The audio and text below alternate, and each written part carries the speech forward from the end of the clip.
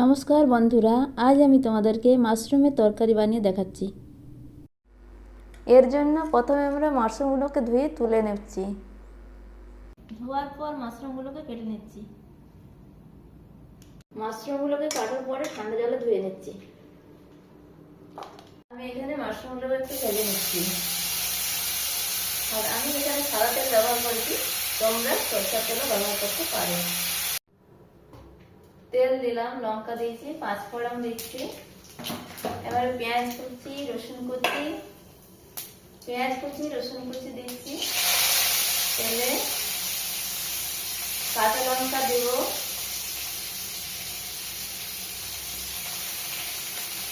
পেঁয়াজ রসুনটা একটু ভাজা হবে, তারপরে আলুটা দেব। পেঁয়াজ রসুনটা ভাজা হয়ে গেলে আলুটা দেব।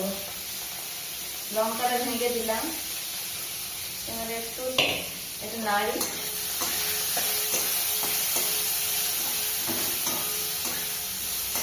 লাল লাল হয়ে গেলে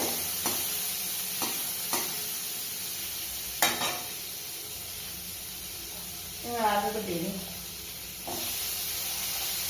আলুটা একটু ভাজা হয়ে গেলে মাশরুমটা দেব।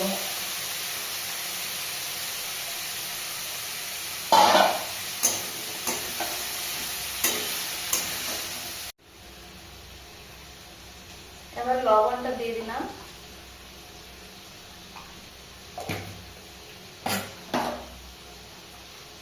এবারে হলুদ গুঁড়ো দিলাম। হলুদ গুঁড়ো দেওয়ার পরে আমি একটু নাড়া হয়ে গেলে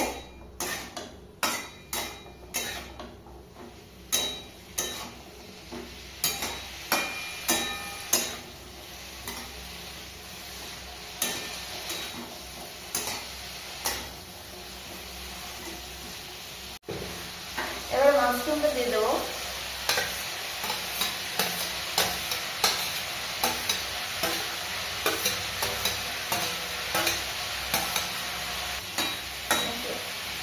ধনে গুঁড়া, একটু জিরা গুঁড়া দিয়ে দিচ্ছি। ধনে গুঁড়া, একটু জিরা গুঁড়া দিয়ে দিলাম।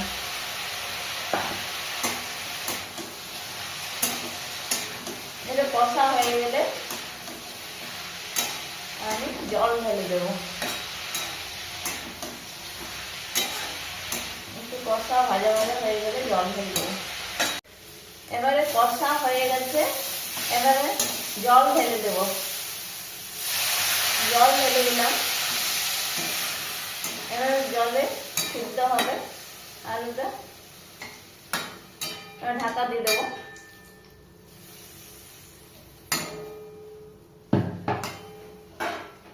ঢাকাটা দিয়ে দিলাম। এবারে কড়াই থেকে তরকারিটা ঢেলে নিয়েছি। এই হলো আমাদের মাশরুমের তরকারি।